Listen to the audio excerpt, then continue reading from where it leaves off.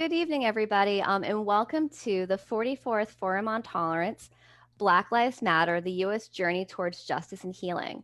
I am the, and if everyone who is in the audience, if you wouldn't mind just muting yourself until we get to the Q&A, that would be excellent. So our topic for this whole forum is Black Lives Matter, the U.S. Journey Towards Justice and Healing. I am the chair of the Forum on Tolerance Committee, Laurie Carlson. And I want to thank everybody else on my committee who is here tonight. There are many of them present, as well as our president of NSCC, Dr. Nate Bryan is here, and Dr. Sheldon Brown, our professor emeritus, who is the one who started the Forums on Tolerance. So as we get started, I would like to introduce one of my committee members who's going to introduce our alumni and keynote for tonight, professor in speech and communications, Sherry Raftery Patton. Thank you. Thank you, Dr. Carlson. Reverend Andre Bennett is the youth pastor at the Zion Baptist Church here in Lynn. He is a graduate of the University of Massachusetts, Endicott College in the Atlantic Coast Theological Seminary. Reverend Bennett also has a certificate and associate's degree in developmental disabilities from North Shore Community College. Reverend Bennett is an inspirational leader with the Essex County Community Organization, or ECCO, which is a diverse network of congregations and organizations across the North Shore, working on building relationships and putting power to human dignity at the center of public life. Andre is a passionate social activist working with a number of local colleges and community organizations to improve the lives of immigrant communities.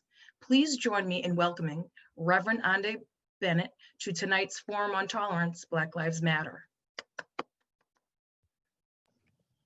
Thank you very much, Sherry. Thank you, Laurie, and thank you to all. Good evening. It's a pleasure to meet the president, Dr. Bryant, virtually. Hopefully, I'll get to meet you in person sooner rather than later. Thank you for the invitation to be here and to be a part of this forum tonight. I believe this is my second or third time being here, being a part of this forum, and North Shore has a very special place in my heart. I came to America almost 12 years ago on the 29th of April, back in 2000 and, what was that, 2008, 2009, somewhere there. And I had just graduated the University of the West Indies back home. I was in my master's program, and I think I was somewhere like 4 or 5 years in my marriage. But my wife had been living here all this time. And so we kind of had this bi-coastal marriage, and it was becoming increasingly difficult. My son at that time Shay was somewhere around 4 or 5 years old, and we had an incident where the September before I decided to come here, my wife came home to visit because September is back to school, and so she usually comes home for back to school to, see the kids off the first week and all that good stuff. And my son, and this was about, like I said, the September before I came, so Shay Shay's born September, so he was probably 5 years old.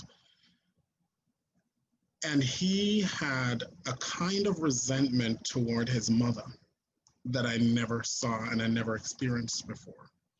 For the entire time that she was there, she was only there for a week, and for the entire time that she was there, he was just acting up, and he would slam doors, and whenever Faye and I tried to spend some time together, he would just do things to distract us. And she left the Sunday before she left, we were on our way to church, all of us. At that time I was serving, obviously, a church back home.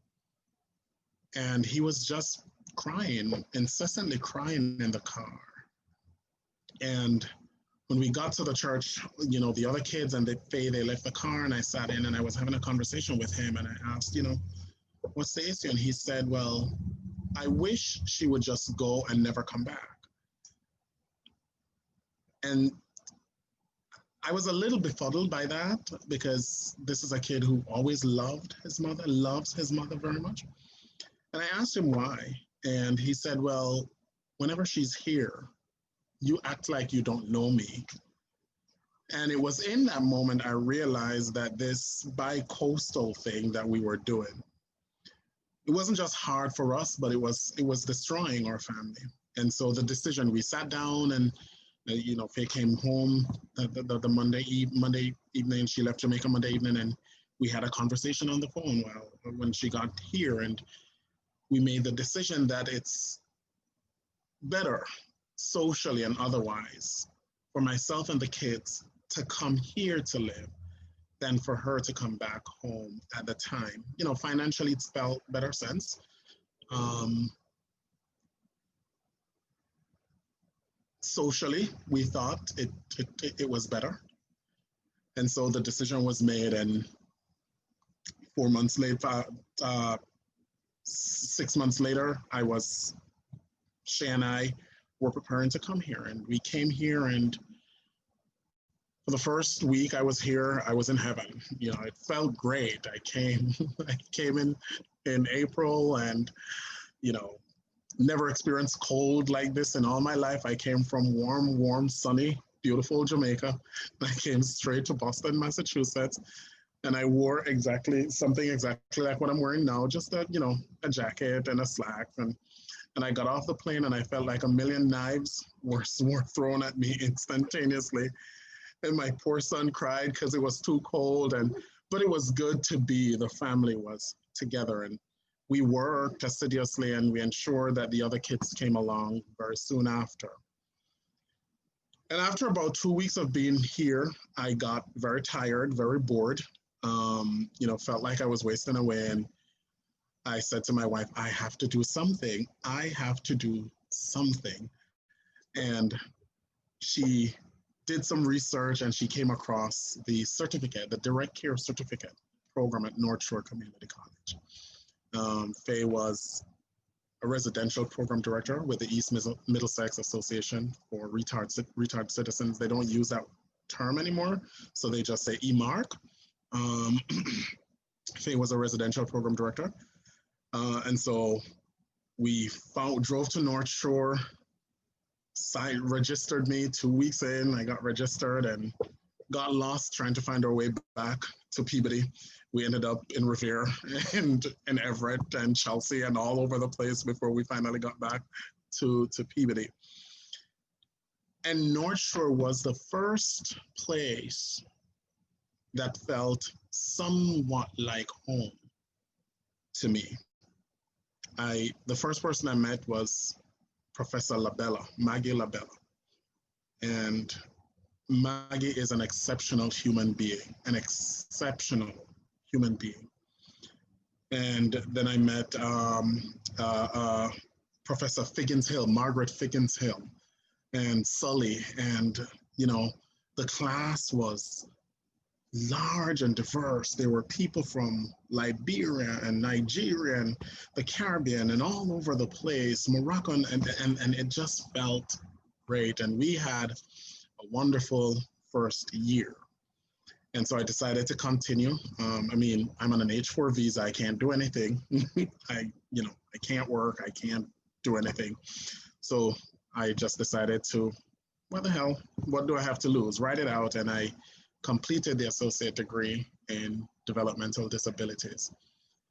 And North Shore has always felt like home. And not to knock any of the schools, America has been good to me where education is concerned. Here I am 11 years later. I've earned a PhD, a THD, and a DMin. So America has been really good to me where education is concerned. But there's something about the North Shore Community College family. Once you're in, and pardon my French, pardon my term, don't take this the wrong way. It's like the mafia. Once you're in, you're in. There's no getting out. And I love it. I absolutely love it. I had the opportunity through North Shore to grow as an individual. Maggie and Professor Figgins Hill and Sully ensured that I was at every conference that DDS put on, or I was at every this or every that, and I was groomed and I was pushed. And so whenever North Shore calls, whenever anyone from North Shore Community College calls, the answer is almost always yes. And if it's not yes, it's only because there's a conflict in that moment, no other reason. And so again, I say thank you to the North Shore family for being a shelter for me when I needed it, for being a home for me when I needed it. What brought us here tonight, as Laurie said in her introduction, it's our 42nd Forum on Tolerance. And I'm assuming that it's every year. So we've been doing this or every quarter or something. So we've been doing this for a while now. If we're doing it for a quarter, per quarter, it would mean that we do at least what, 3 per year, 4 per year. So you multiply 42 by and you'll see the number of years that we've been doing this. It still amazes me that years later, we still have to do a forum on tolerance. But not just a forum on tolerance. This year, tonight in particular, Black Lives Matter. I've spent the last few months immersing myself in the civil rights era, listening to speeches, reading articles, watching documentaries. And I found myself a couple weeks ago sitting on my couch in tears because I'm absolutely amazed, I'm flummoxed at how similar 1950 looked to 2020. I'm having the most difficult time reconciling how nowhere we've gotten since that. And yes, we've made major steps and strides, but we've gotten nowhere. We've been like the children of Israel when they were leaving Egypt.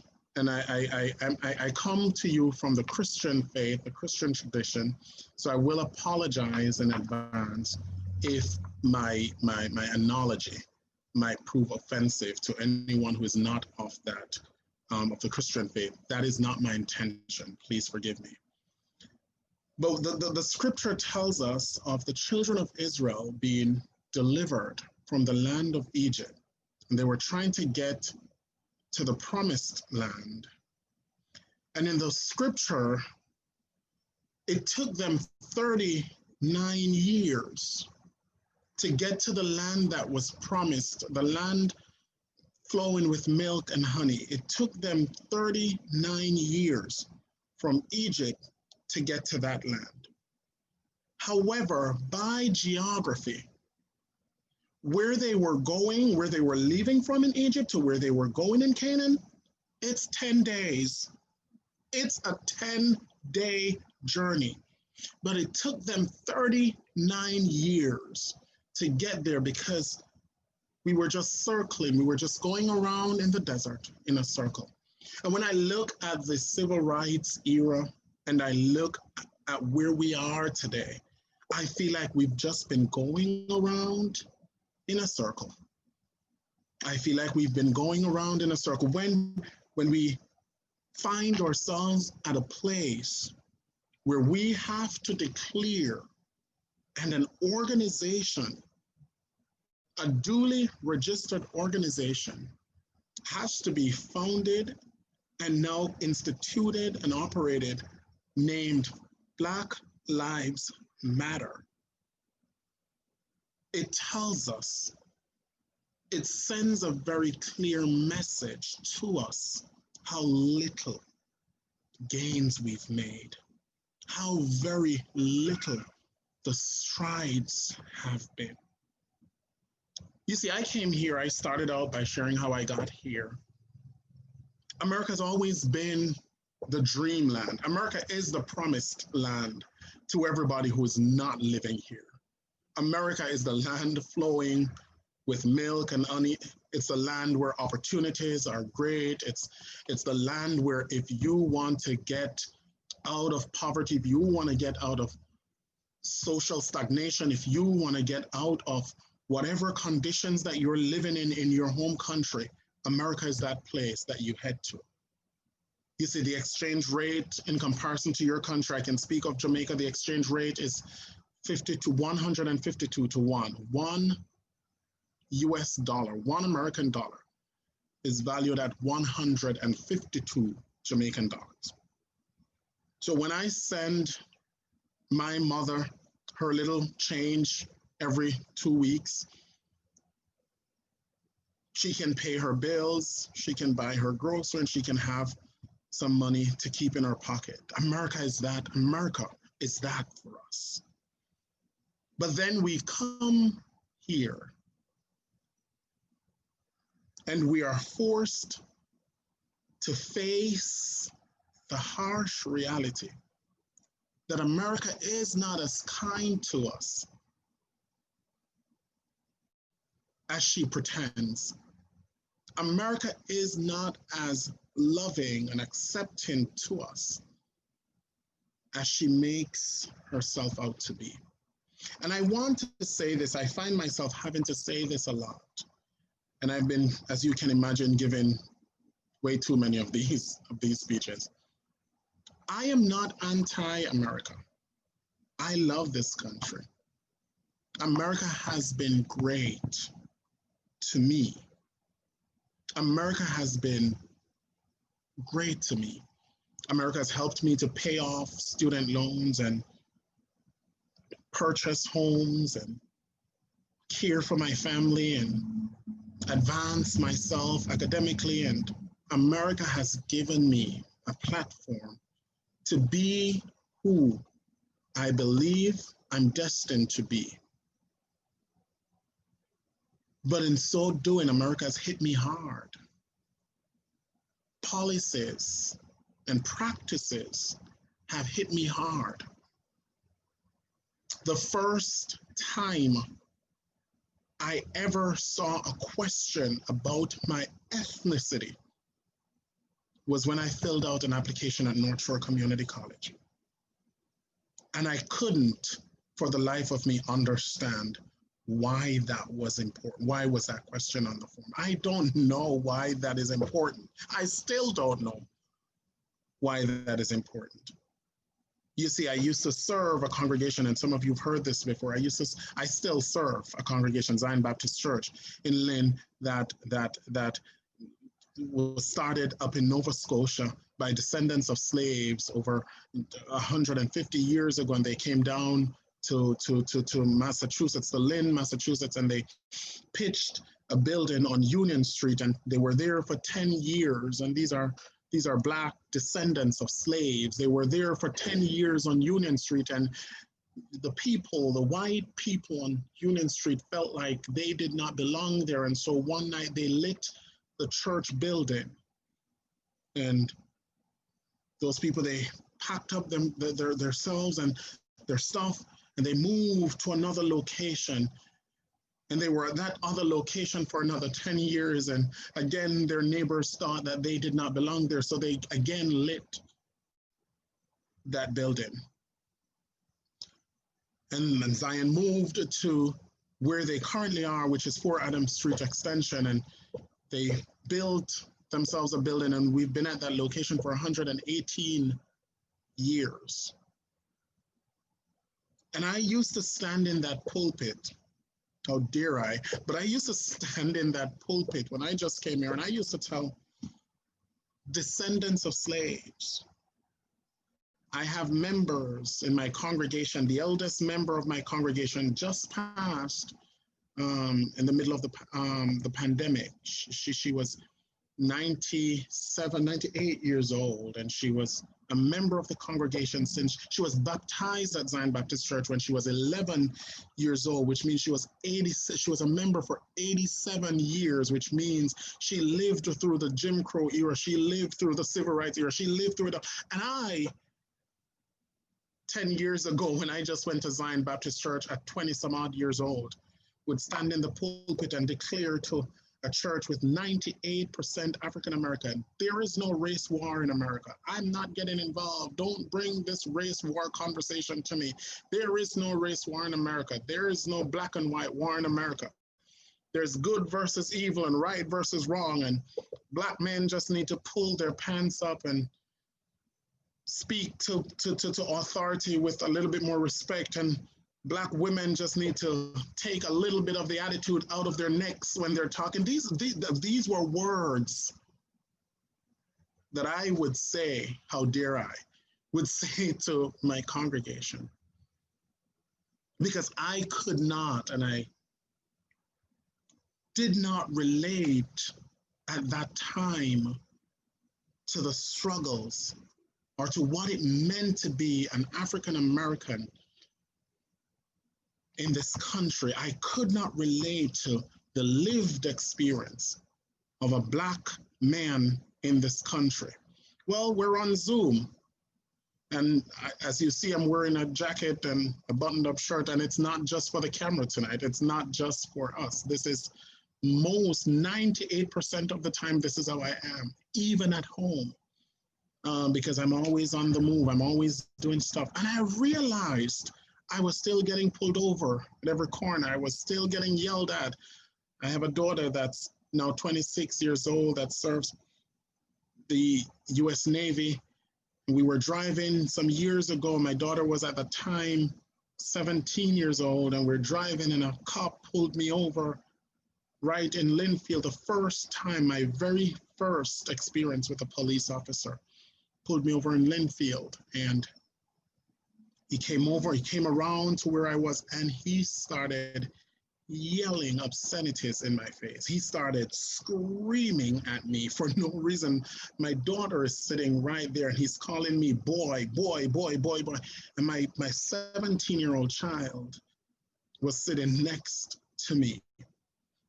And I couldn't understand, what did I do that was so wrong? Like, you pulled me over and I pulled over, like, and he carried on. And the reason why he was so mad is because I didn't stop when he stopped me. Well, sir, I'm on the highway. I couldn't just stop. I had to ensure that it was safe to get over. I got over and I stopped when it was okay to do so. Well, boy, don't talk back to me. And this was his tone toward me. Well, that's an isolated event. At least that's what I'm thinking. And I would drive in lane and I would get pulled over. And they would pull me out of my car and they would pat me down, and policemen were touching me places that you shouldn't touch someone unless you're permitted to do so. In the presence of my kids, especially my son who thinks the world of his father. And it was during that time, I started thinking that maybe it is not so much about how people are dressed. Maybe it's not so much about how these young men in the communities are dressed, because I don't think it gets any better than what I'm wearing. Like, you know, I'm always dressed up. I'm always well put together. Like, I come from the home of a police officer. So yes, sir, no, sir, yes, ma'am, no, ma'am. That's how I was taught to speak. My mom was a police officer in Jamaica for many, many years. And I say this all the time, no joke. I was her #1 criminal. Every tactic that they taught her in training school, she tried it out on me when she came home. Like, I was her #1. So I knew how to operate myself or conduct myself in the presence of law enforcement. But I was still getting pulled over. I was still getting ticketed. I would still get a $350 ticket for going 50 in a 45 zone. $350 ticket.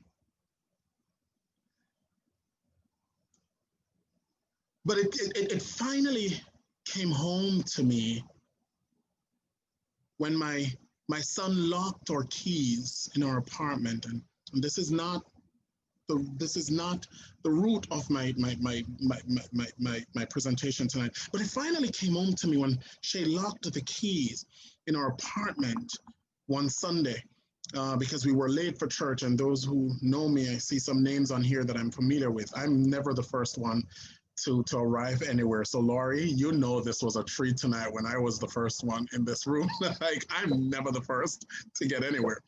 But we were rushing to church one Sunday morning, and Faye, the older kids weren't here yet, and Faye, no, actually they were here, but they were on vacation, summer vacation in New York. And Faye and I are trying to get out of the house, and we have an 8-year-old, and he's doing whatever he's doing, and we're rushing him out of the house, and both of us as adults stepped out before Shay did.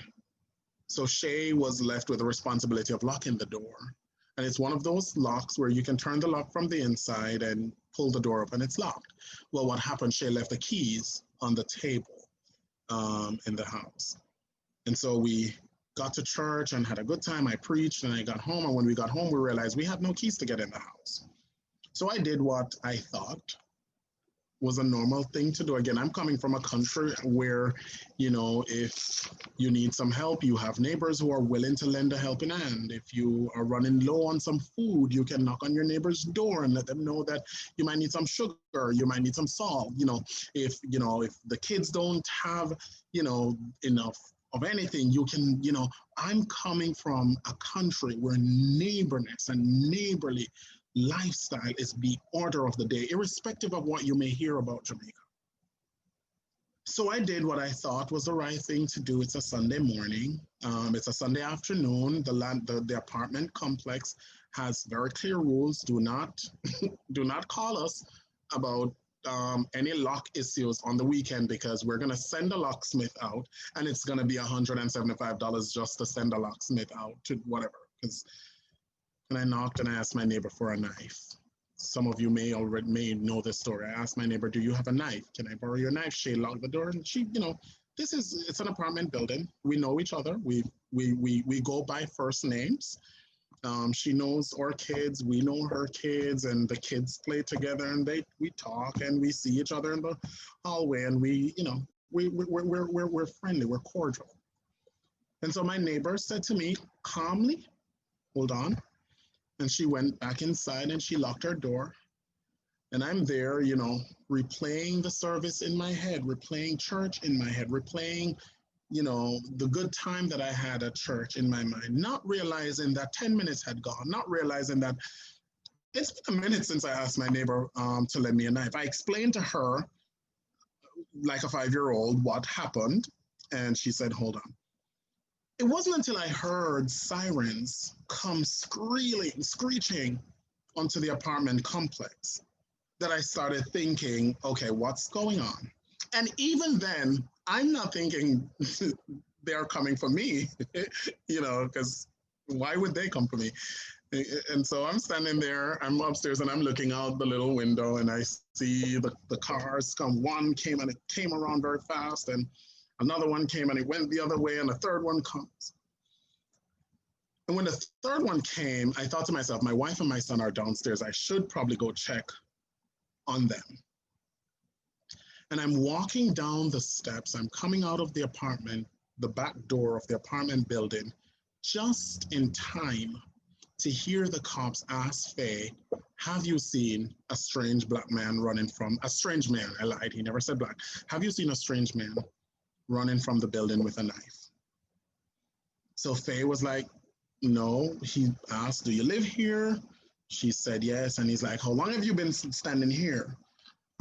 Faye explained. He said, "Well, we got a call that there's a strange black man trying to force himself into an apartment with a knife." So then I interjected, and I don't know what's going on, sir, but we live here. We live in apartment 13. Shay locked the apartment. Blah, blah. I asked the neighbor to lend me a knife so I can pry the lock. And before I could say anything else, I was down on the ground, and the bottom of a shoe of a police officer was in the back of my neck.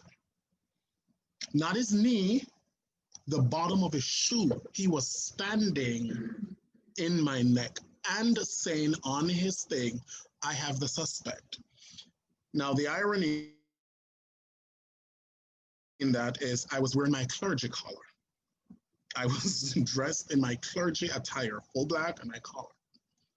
And the other car came around and they picked me up and he turned me, I was cuffed, they turned me around and picked me up and they patted me down all over and my wife and my son are standing there. My son at this point is bawling, like he is mercilessly wailing at this point. And after he was done doing whatever he was doing, that's when he proceeded to ask me any question. And so again, I tried to explain to him what was happening. And he wanted some IDs, he wanted some this. And I said to him, well, sir, again, we're locked out of the apartment, which means most of our stuff are in there. So, but luckily, Faye is the kind of person that she is.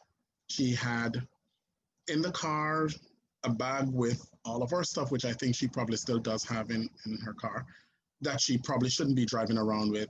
There was the marriage certificate, there was a lease agreement, there were our passports and stuff.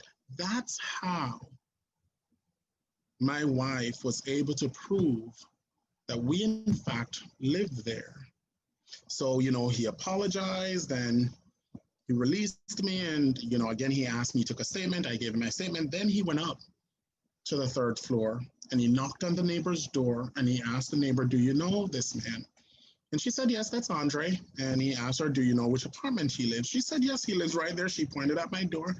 He said, did you make a phone call that a strange man was whatever? And he repeated. She said, no, I called and I said, someone locked themselves out of their apartment and they're trying to find a knife to get into the apartment. He said, ma'am, that's not the phone call that you made. That's not the 911 call that you made. And why would you say someone, if you know this man by his name, why would you say someone? And that was my son's, at probably 7 at the time or 8 years old. That was his first interaction face to face with a police officer, seeing his father being accosted by something like 6 police officers, watching his father laying in the dirt face down with a police officer standing in the back of his neck. Imagine the kind of trauma that places on my son. Fast forward to 2016 or 2015, and we're in the midst of a campaign, election campaign, and the kinds of rhetoric that we hear coming out of the top contender for the highest office in this land toward people of different race and different culture. Now, my son goes to Peabody Middle School by this time, and most of Shay's friends are Portuguese or Latinx. And so my son is worried not for himself at this point, because there's something about this kid. Now he's 18 years old and he still thinks that I'm invincible. I don't know why, but he still thinks that daddy is invincible. But he's now worried for his friends that do not necessarily have daddy at home with them, friends that do not necessarily speak the dominant language. An election ran and I was at work. I was in my residency at the time, and I did my residency at BMC, and I was overnight, and I came home the morning, and my son met me at the door bawling. This kid is doing a number on me. By the time he moves out of my house, I'll need therapy. But he is bawling mercilessly. Daddy, you lied to me. You said this would never happen. What did I do? How did I lie to you? I start thinking, which one of my secrets have been revealed that this kid now knows that his father is not the perfect person that he thought he was? And he said, you promised me that America would not allow this to happen. America would not allow someone who thinks and acts the way this individual thinks and acts to assume the highest office in this land. He said, what's going to happen to this person? And he called the name of a friend. He said, what's going to happen to that person? What's going to happen to their parents? He said, you have to fix it, Daddy. You have to do something about this. And I realized in that moment that my work can't just be preaching the gospel, trying to prepare people for heaven when people are suffering here on earth. It can't just be that anymore. You see, my son had given me a task. And to make matters worse, he already, a year before that, when Tamir Rice was murdered and nothing came of Tamir Rice, that 12-year-old boy who was shot by police officers for playing with a toy gun in the backside of his yard. And we heard everything negative about Tamir Rice and Tamir Rice's parents, and nothing about the police officer who murdered a 12-year-old boy in cold blood. We heard that Tamir Rice should not have been outside at the time that he was. We heard that his parents never should have bought him a toy gun. We heard that he should not be playing, because he knows he's an older looking kid. He should not have been playing with a toy gun. Nothing about the police officer who murdered a 12-year-old kid in cold blood for no reason. None. Nothing about the Koch brothers who are still allowed to sell toy guns today. Nothing about the neighbor who knew that this was a 12-year-old kid, but decided nonetheless to call police and tell them that a man is waving his gun in the park on the playground. Where am I going with this? Until we get to a place in this country where my skin color does not pose an existential threat to others. 20 years from today, 50 years from today, we're going to be having this forum talking about tolerance, because we're going to find ourselves right back in this circle. We're going to find ourselves right back at this place.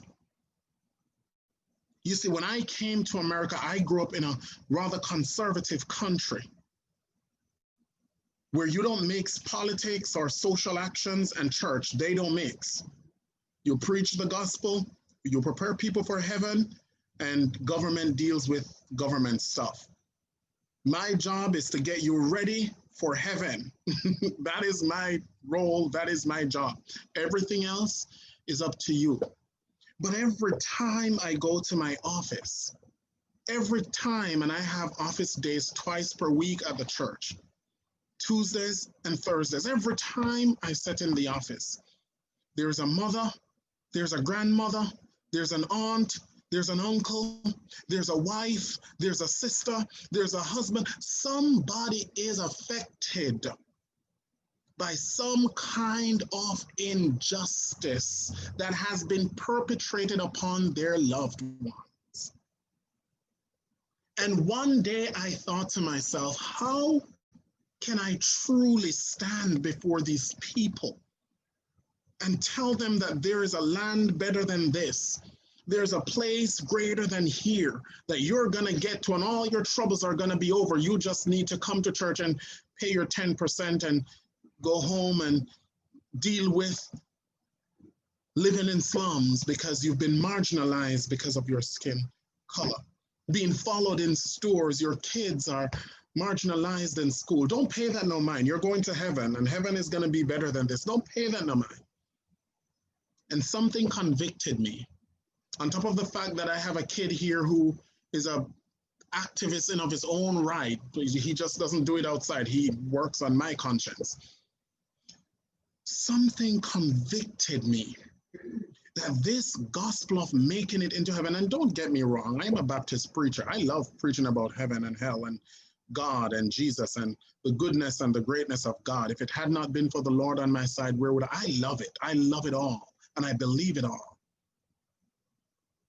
But I also know that my sacred text says, above all, I wish that you would prosper and be of good health, even as your soul prospers. We can't prosper and be of good health if we can't live in our communities, if we don't feel safe in our communities.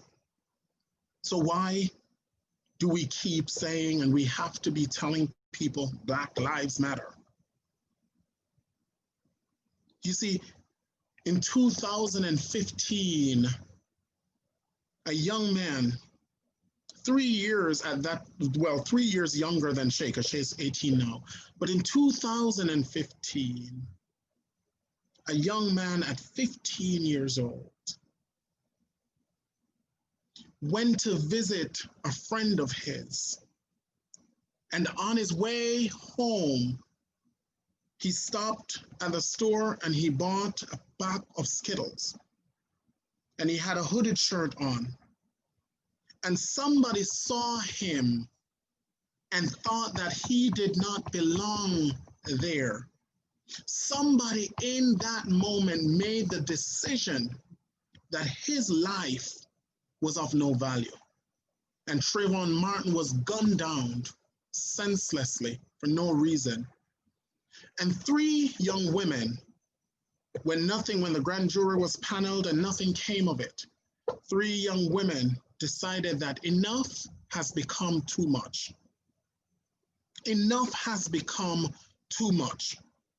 It is no longer enough that an entire empire was built on the backs of our foreparents and continue to thrive on the blood of our generation. That's not enough. Now they want to tell us that just by how we look, that's enough to take us out. And not only do they take us out, but the justice system stand by and support them. And those 3 young women said, we're not putting up for this anymore. And they started the Black Lives Matter movement. And I was one of those skeptics who was like, well, all lives matter. I don't know where Black lives, all lives matter. We need to cut that out. All lives matter. I sounded like a fool, but I didn't know it then. I didn't realize it then until Tamir Rice was taken out. And still, all lives matter. And then Philando Castile was taken out. And Alton Sterling was taken out. And Eric Garner was taken out. And Sandra Bland was taken out. And nothing, do you see a pattern? Nothing is happening. Nothing is coming of this. So then I had to retreat within myself and say, you know what? This is not just saying the other lives don't matter. We have to say, we have to tell people, we have to remind people that this, not because of the pigment in my skin, it does not disqualify me from all the rights and the freedom, the liberty that comes with being a human being, a whole human being, not 3/5.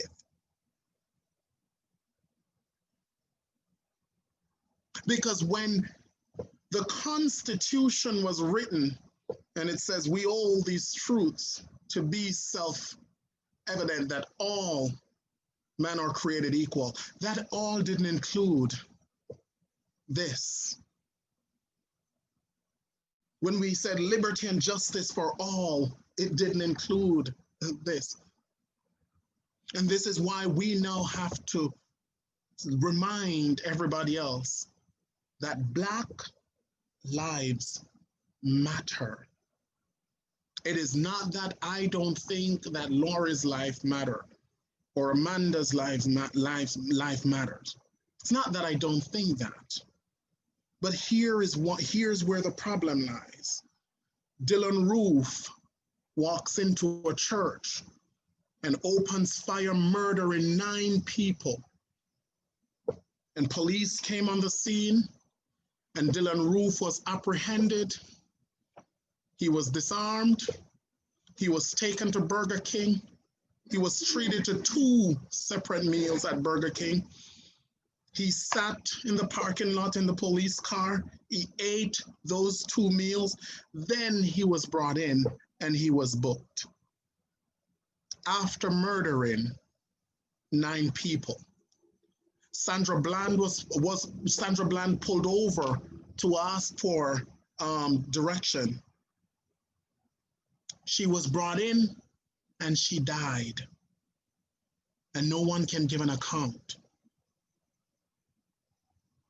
George Floyd was thought, because there's still no proof or evidence that the note that he was passing off is fake. He was thought to be passing off a fake $20 note. He was murdered for that. Kyle Rittenhouse left one state, crossed state line, murdered 2 people.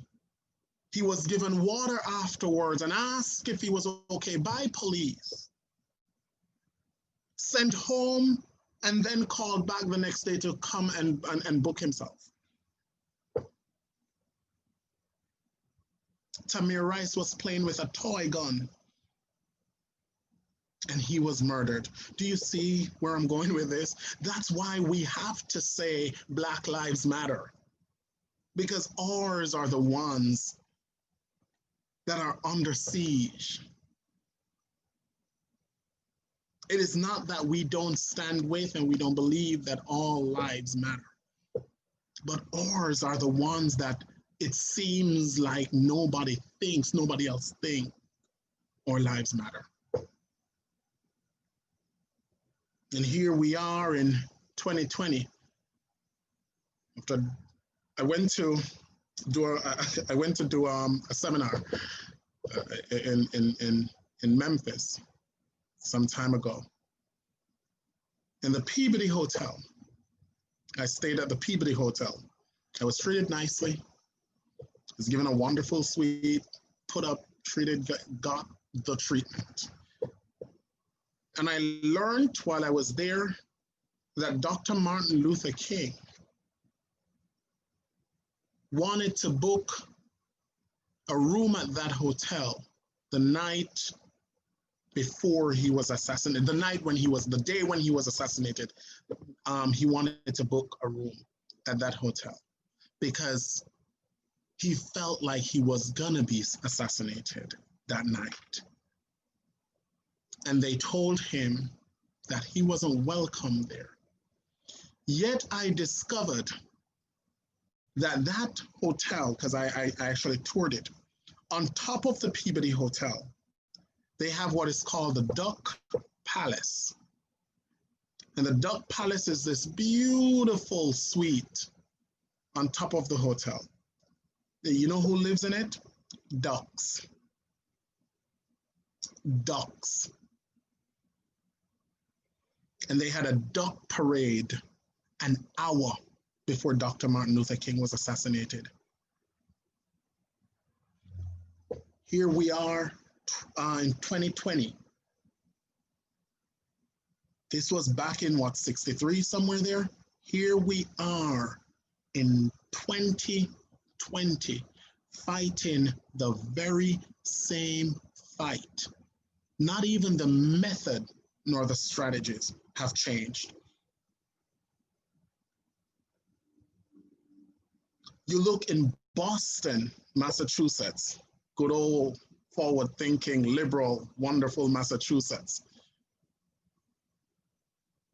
Last week, police came out, or what we thought were police. I wasn't there, but I got the updates. In there, they were decked out in their war gears.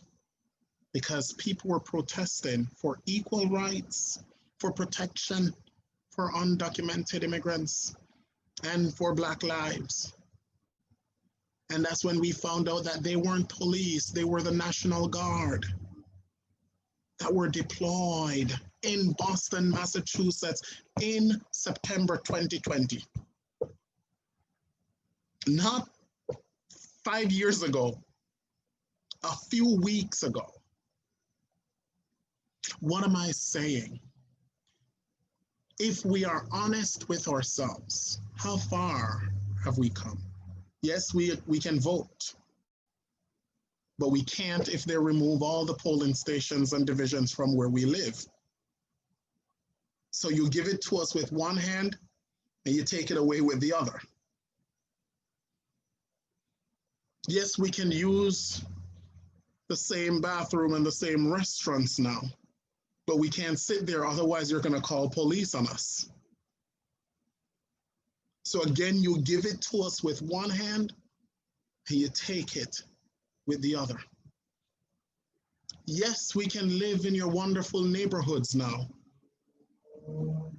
but there's a question on our mortgage form that allows you to identify that we're Black.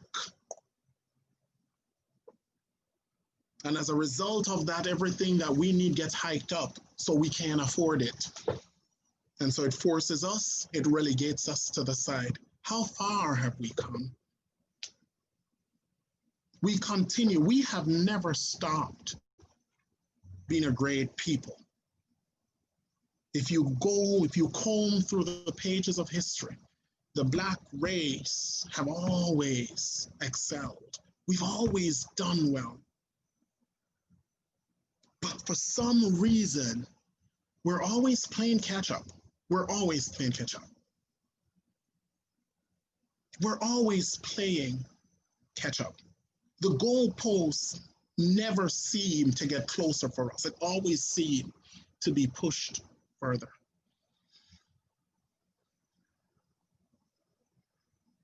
But I am happy, glad, and I have to keep on reminding myself that I'm not preaching, I'm not at church. I am happy, glad that there is a generation that is now that fears, that does not recognize fear. There's a generation that is now, and it's a generation of Black, white, Latinx, Asian, you name it, that says we refuse to acknowledge the borders and the boundaries and the limitations that the previous generations and generations before are trying to force upon us. We're going to stand with Black lives, and we're going to declare that Black lives matter. We're going to stand with our immigrants, and we're going to fight for immigrant rights. We are determined, says this new generation that we're in, that America really lives up to being the home of the free and the land of the brave, or the land of the free and the home of the brave,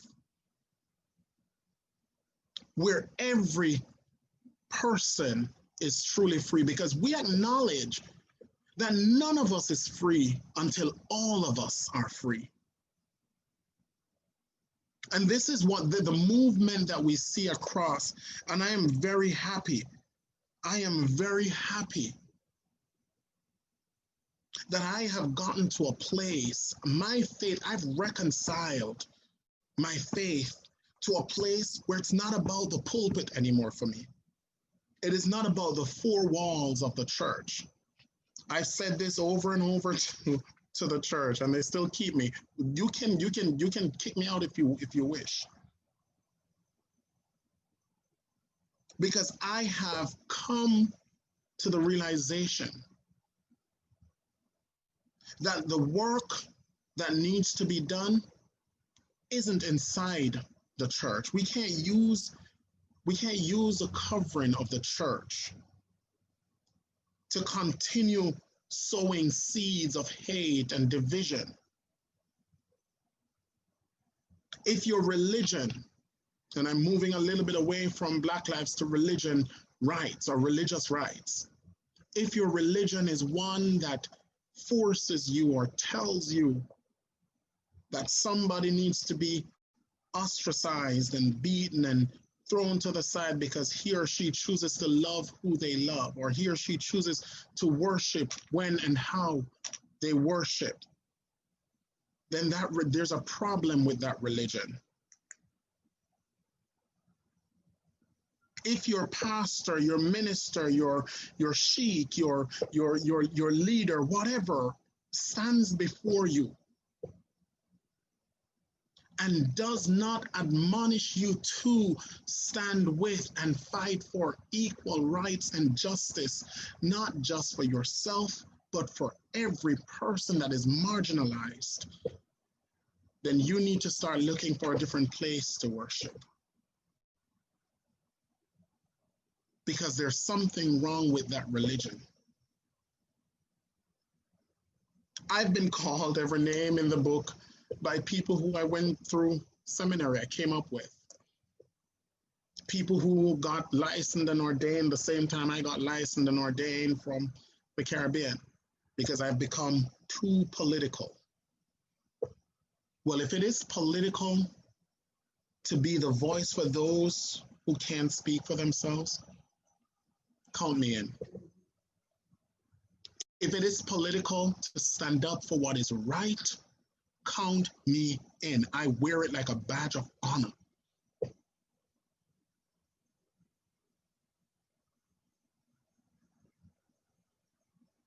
America has great repenting to do. This country has great repenting to do.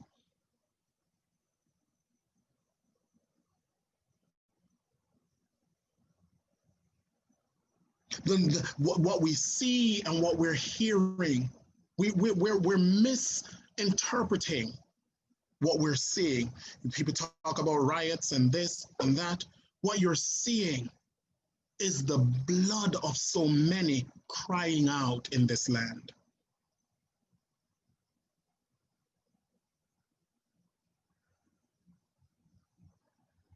What we're feeling is the tears of mothers and wives and children whose homes and families have been destroyed because of an unfair justice system, an unjust system that disproportionately imprison our men or Black men or men of color than our white counterparts. My brother spent 21 years, 7 months behind bars for a murder he never committed, only because somebody did not like how he looked.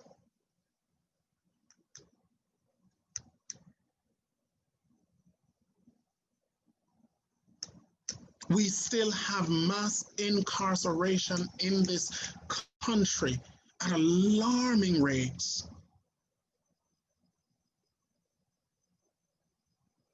I was in Florida last year, May, upon invitation by the administration at the time, because two young men, both of FAMU, both of the same class, both of the same age, both went to a party and both did something wrong.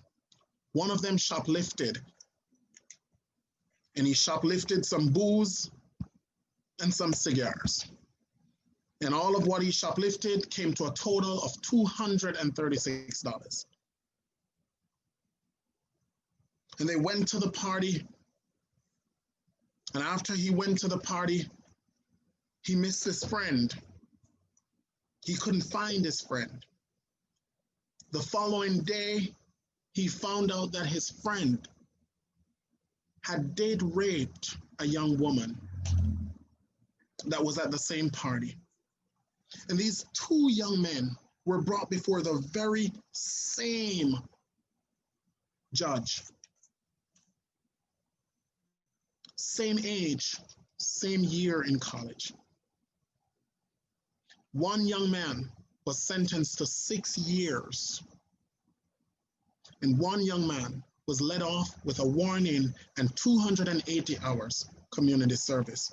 And the judge looked at the one that was let off with a warning, 280 hours community service, and said, I have the power to destroy your life, but I will not.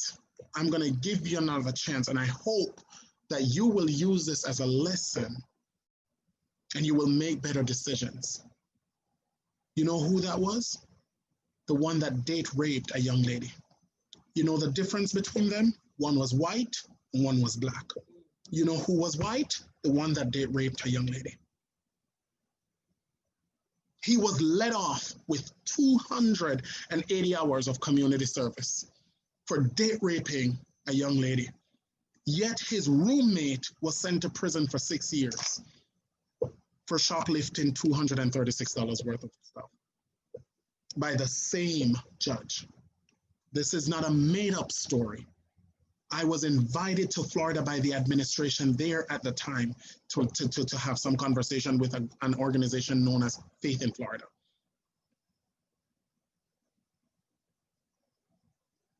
This is why, dear friends, we continue to say Black Lives Matter. This is why, dear friends, we will continue to say Black Lives Matter until everybody understands and accepts that Black Lives Matter.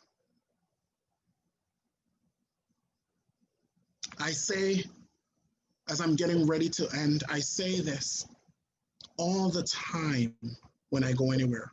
We are not asking for the entire pie. That's not what we're asking for. We're not asking you to get off the street and give it to us. We're simply asking you to move over and make room for us. We're simply asking for our share of the pie. We baked it anyways. We baked it. We built it. We should. We're not asking for anything super exorbitant or difficult. All we're asking for, if it is right for Peter to do it, then it should be right for Trayvon to do it. And if it is not right for Trayvon to do it, then it shouldn't be right for Peter. That's all we're asking. We're not asking you to give us whitewashed policies. We're not asking for whitewashed policies. But at the same time, we still have no right.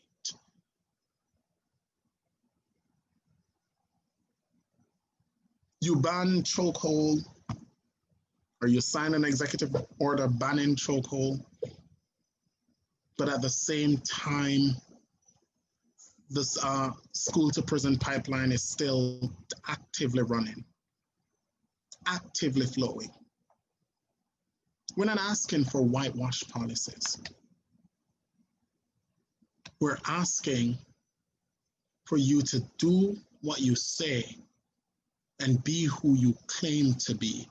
A land that acknowledges that all men are created equal. A land that says justice and liberty, equality for all. Not for those who are wealthy, not for those who are white, not for those whose family can purchase it, not for those who can afford it, not for those who speak the Queen's language or the King's language, not for those who look like they come from Europe, for all. Because that's what you say. Or tell us the truth. Tell us that we're not included in it. And give us the opportunity to now intelligently plan otherwise. But you keep building on our backs, flourishing, on our backs. And we get murdered if we try to go for a run in our communities, because we look like we don't belong. We get locked up and busted up face and lips if we play music in our houses. We get murdered if our music is too loud in our own cars. I was pulled over in Lynn, and asked where I got my car. And when I asked, was it reported stolen? Is there one like it that's missing? I was told that I don't look like I can afford my car. I don't know how somebody looks that can afford their car. Nate, you look like you can afford a car to me. I don't know. I don't know if there's, I don't know. I don't know. Tyrone, you look like you can afford a car. I don't know. So I don't know what look that is. In Lynn,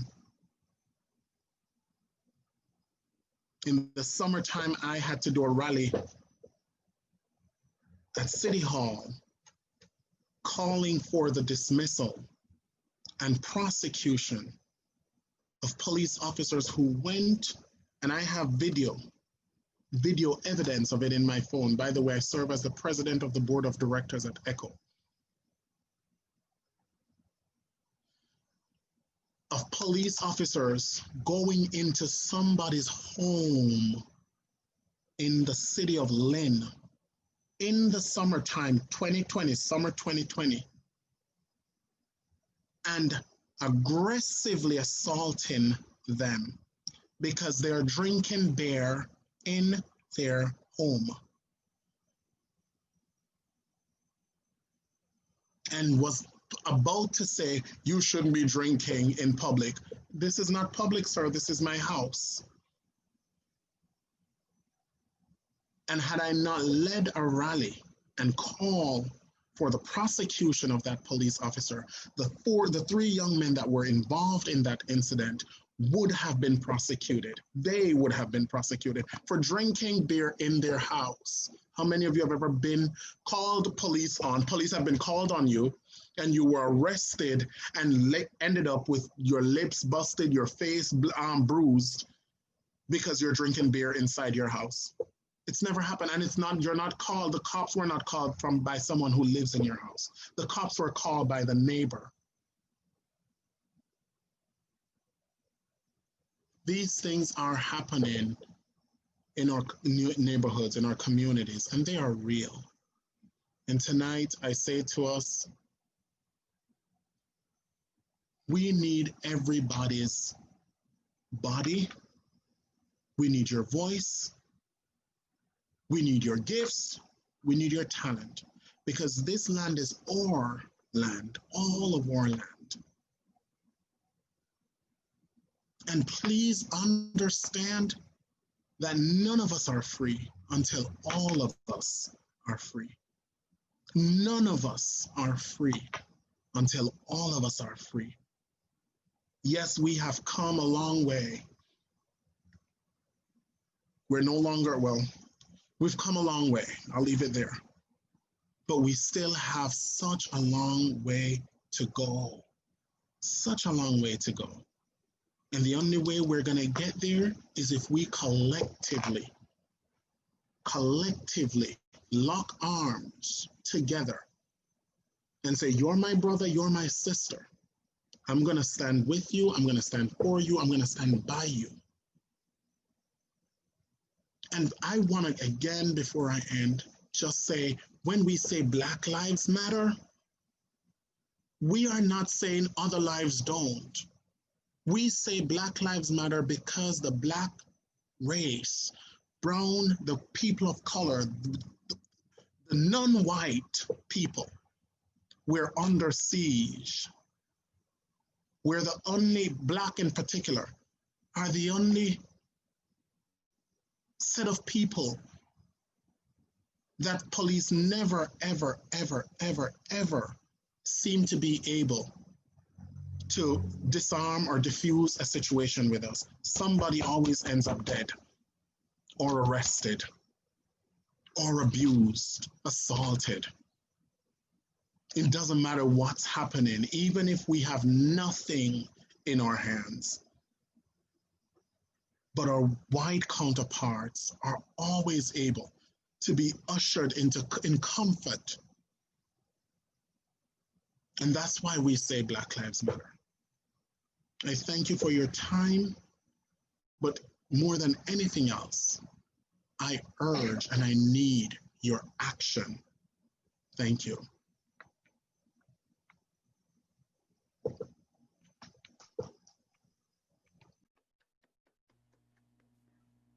So thank you so much, Andre. We do have some time for some questions right now, and I actually see that the lovely Debbie Campbell has a question for you.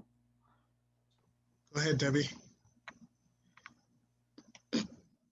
Okay, thank you. Thank you.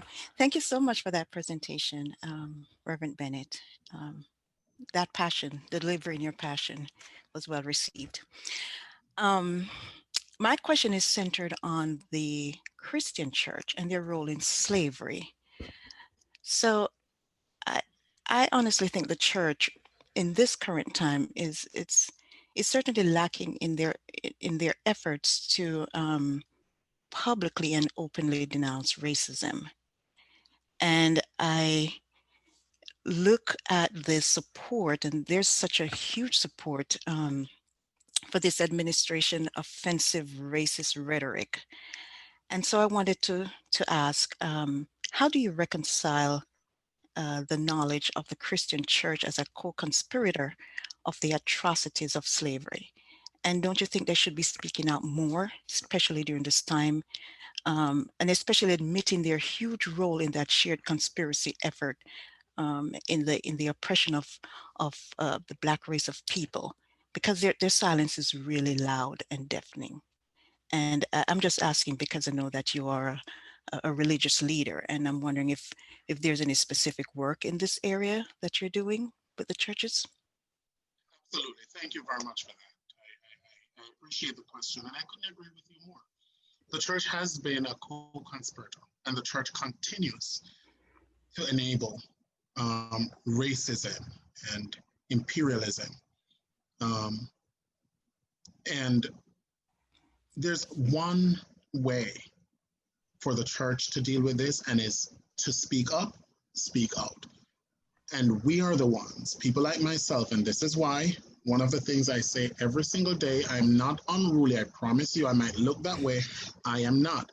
But I am very happy that though I serve Zion Baptist Church in Lynn, the American Baptist Churches of Massachusetts, TABCOM, did not call me, so they can't remove me. I move when I am ready to move. The church, if I get called in by the deacons or the trustees tomorrow, and they say, well, what's the plan? I say, well, I'm here until I'm ready to go. The most they can say is, well, we're going to stop giving you a check. I say, well, that's all right. Put it in the offering or send it to ECHO. I made sure, and that's how I like it. I made sure I am an independent, though my ordination comes through the organization. I was not one of those people that the organization picked up and sent to a church, so the administration of the organization can pick up the phone and call me and say, we're sitting you down, or we're whatever they call those terms, whatever, we're deflocking you or whatever. The organization can't do that. I have ordination through my academic achievements, and that ordination has been ratified by the organization. So all the organization can do is remove their ratification. It does not remove my ordination. That being said, I am going to continue speaking out. I will continue taking the church to task, because I do believe the church has a role to play in the healing, in the repentance of slavery and racism and all the things that we see that have happened over centuries to the Black race. I do want to say, thankfully, that we are in an era where a lot of religious leaders are stepping away from their organizational and denominational beliefs and practices. They're in Lynn, for example, ECHO has what is called a clergy caucus. And ECHO is a multi-faith organization that is consistent of over 35, I think 39 churches across the North Shore, from Lynn all the way up to Annisquam, Gloucester, Annisquam, that area. And we have a clergy caucus that has Baptists, Muslim, Buddhist, Jewish, agnostics, you name it. Every faith or non-faith leader that you can think of is a part of our clergy caucus. And we might not all agree on what actions to take, but there is no limitation to the actions that we do take. So you might find my dear friend, Reverend Joan, who's a Buddhist, and we are the ones that we will be pushing for certain things. You might find that other clergy are a little bit more reserved because they don't want to rock the boat. You have, when your congregation pays the bills and, the wealthiest member of the congregation is saying, I don't think you should be saying that, then, you're bound by that. I'm not bound by that, thank God. You're bound by that. But I do believe in what we see happening on the national scale, where the evangelicals are just so concerned about imperial Christianity that they are willing to overlook any and everything just to ensure that abortion rights are overturned, because that's their belief. They're willing to look past every and everything to ensure that same-sex marriage is overturned, rights are overturned, because that's their belief. The church is woefully wrong. And I will be the first to say that in its approach.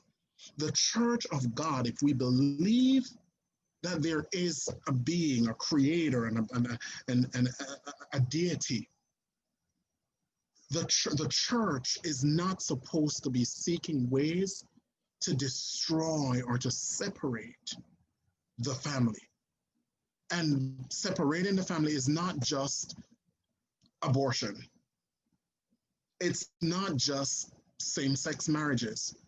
Separating the family has to do with sitting down and allowing policies to rip fathers from their homes or young men from their communities, where they can no longer contribute in positive ways or become positive attributes or contributors of their communities. And the church has a price to pay.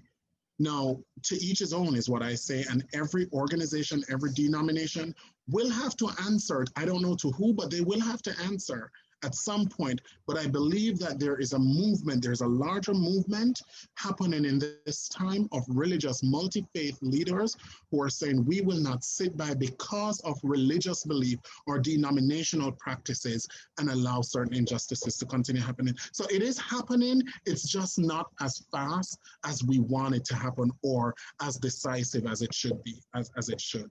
I hope that answered your question, Debbie. And if anyone else has a question, you could indicate by either putting it in the chat, you could just chime in, or you could raise your hand and have me call on you. Go ahead, President. Thank you. First, I want to say I appreciate your presentation. Your passion, as Debbie said, certainly shines through, and I appreciate the angle that you're taking to address this kind of work.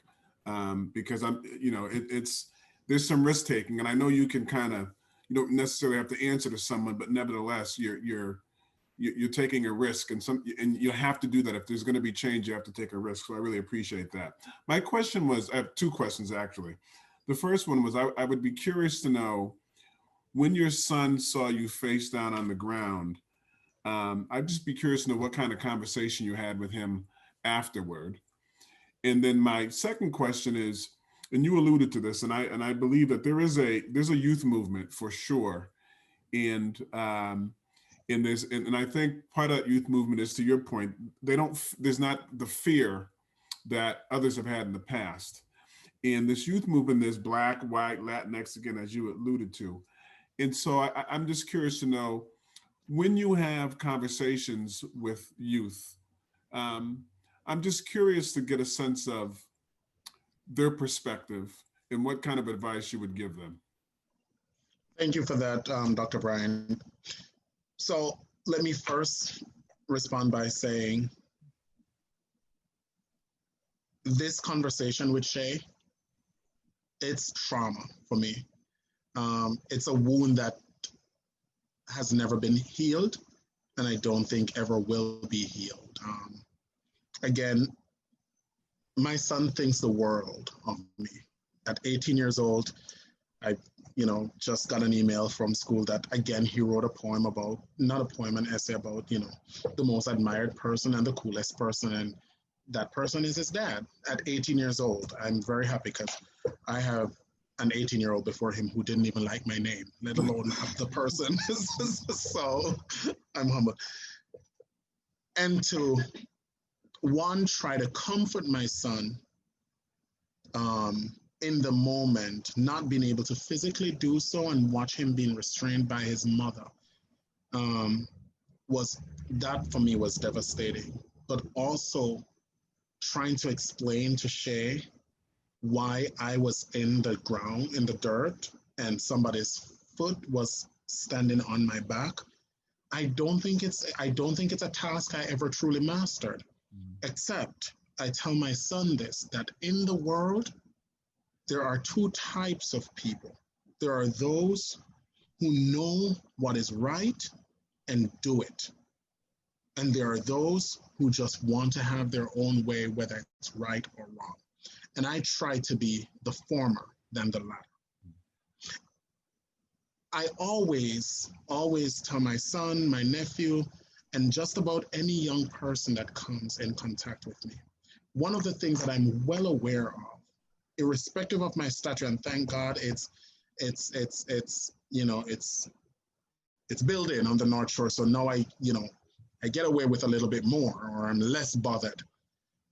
But I know that I will never, ever have the right of way when I'm face to face with a police officer. It doesn't matter how right I am in the situation, I will not have the right of way. So the best and the easiest way at all times is to comply in the moment and seek legal recourse after you get through. Things will happen. You will encounter negative experiences. And this is ongoing conversation that I have with Shay. But understand that it's better to live to fix the system than to have the system trying to fix your death. And that's something that I tell my child all the time. It's easier for a cop to put a bullet in you in the moment and justify that than it is for you to just lay there, comply as much as you can, and if you are lucky enough to walk away, we deal with the legal aspect of it afterwards. I'm not sure how well that has gone over with him. Knock on wood, great kid. I've never had an issue or a complaint about him. And so, it's a continued work in progress with my son. Like I say, it's a trauma that I don't think I'll ever be able to get over. As it relates to what I'm seeing and the conversations I'm having with young people, nothing gives me more joy. Nothing brings me more satisfaction than going to these rallies, going to these meetings, going to these community meetings, and seeing the young people standing in front or taking the lead. Here's what I do know. This is a brave generation that does not acknowledge limitations And it's good, and it has its repercussion. Does not acknowledge limitations. They don't acknowledge stigma.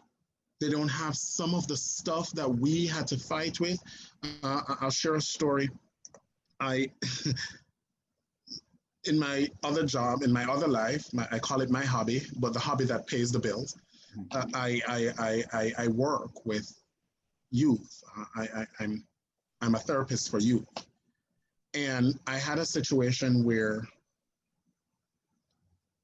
this young man, he's a 9th grader, broke up with his girlfriend because there's another guy young man that he liked, and he wanted to, to explore that. And the issue that we were having in the moment was the fact that the breakup has caused the girlfriend to smash his phone. There was no weird feeling about the fact that, and I'm like, so she was okay with the fact that you want to date whoever the next young man is? And he's like, yeah, I mean, she don't care about. And for me, that's a powerful thing, that these young people, they do not acknowledge these limitations and these stigma and these things that we grew up with, or that were forced upon us. And so the race conversation is one where they just believe what is right and what is wrong. They believe that what they're seeing with how people of color are treated is wrong. They believe that this build a wall and keep them out is wrong. They believe that we can all coexist. You know what I mean?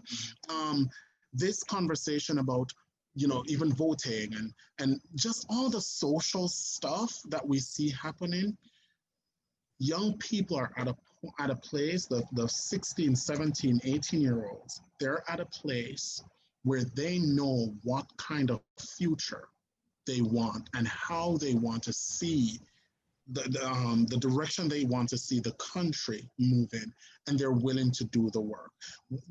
I think the hardest conversation I've had in the last maybe 4 or 5 months is kind of saying to them, slow down, be guided.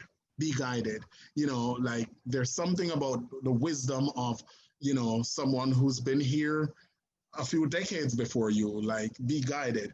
They want to move, and they want to move now. They believe that there's a clear path that we need to be taken, and they can't understand why we're not taking that path, kind of a thing. So I don't know if that answered your question. No, it does.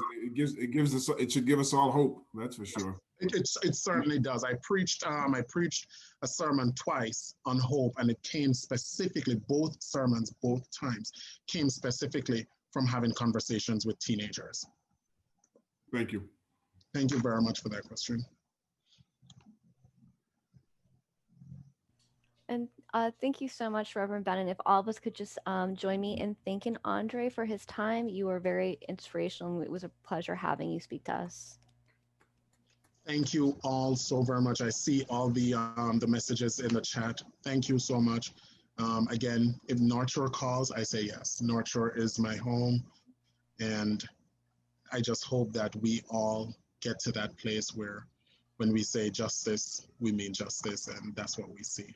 Thank you all for your time and for your attention. Thank you. Thank you. Thank you. Really appreciate it. Thank you very much. Thank you, sir.